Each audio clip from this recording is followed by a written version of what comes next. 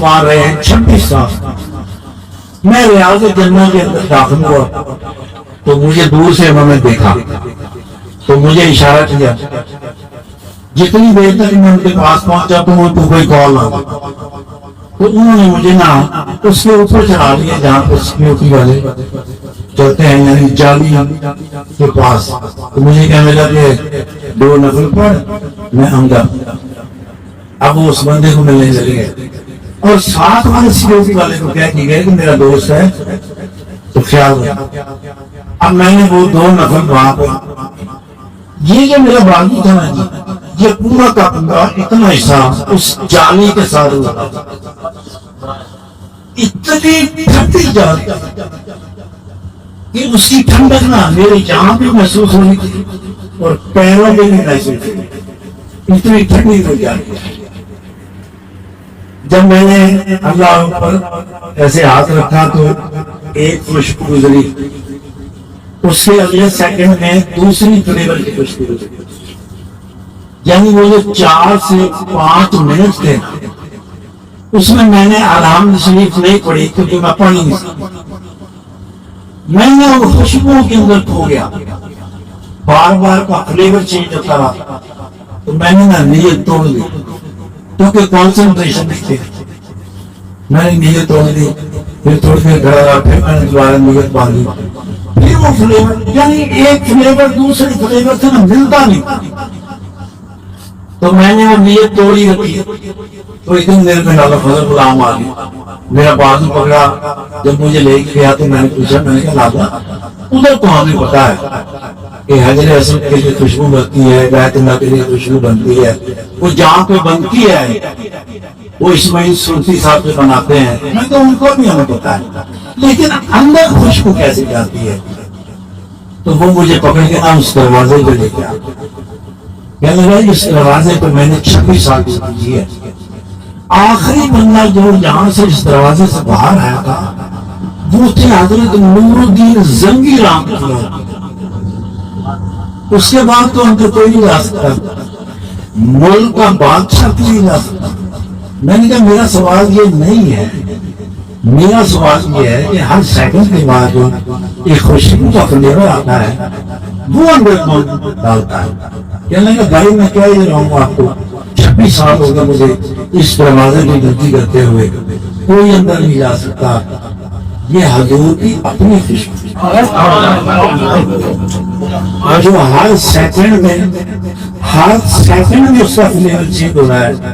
وہ کہہ رہے جب سے حضور جہاں پر مدینہ منورہ میں آئے آج تک جو فلیور پہلے سیکنڈ میں جہاں سے گزرا تھا نا وہ قیامت تک دوبارہ نہیں گزر سکتا. اتنے حضور کی خوشبو کے فلیور یہاں سے ہمیں اللہ نے بس کوئی ایسی کسی کی دعا ہے کہ اللہ نے مدینہ میں یہ سکون یہ سہولت ہمیں رک جائے. مدینہ میں عبادت کا معاملہ تو ہے ہی نہیں, یہ تو آپ بالکل ہی دل سے نکال. مدینہ میں عبادت کا کوئی معاملہ نہیں ہے. حرم میں ہے جہاں پر اللہ کا جلال ہے وہاں تو عبادت ہے ہی ہے. یہاں صرف ادب کا, یہاں عبادت ہے ہی ادب. نہ کوئی تیز چلتا ہے نہ کوئی اونچا. تیری نظروں سے نظروں کا ملانا بھی ہے بے ادبی, تیری سرکار میں پلکیں اٹھانا بھی ہے بے ادبی. وہاں کی دھوپ سے, وہاں کی دھوپ میں ٹھنڈک ہے جنت کے مکانوں کی, وہاں کی دھوپ سے خود کو بچانا بھی ہے بے ادبی. کہ دھوپ تیز ہے تو آپ تیز قدموں سے چل کے چھاؤں نہیں جا سکتے, منع ہے. اونچا بولنا اور تیز. وہاں کی دھوپ میں ٹھنڈک ہے جنت کے مکانوں کی, وہاں کی دھوپ سے خود کو بچانا بھی ہے. فرشتے جن کی مٹی پر قدم رکھنے جھجکتے ہیں وہاں پر یسوع کا جانا,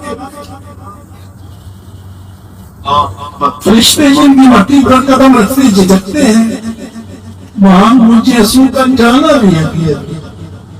وہاں نہ جانے کی خواہش کرنا بھی ہے, وہاں نہ جانے کی خواہش کرنا بھی ہے. اور وہاں پر جا کے انجن لو آنا بھی ہے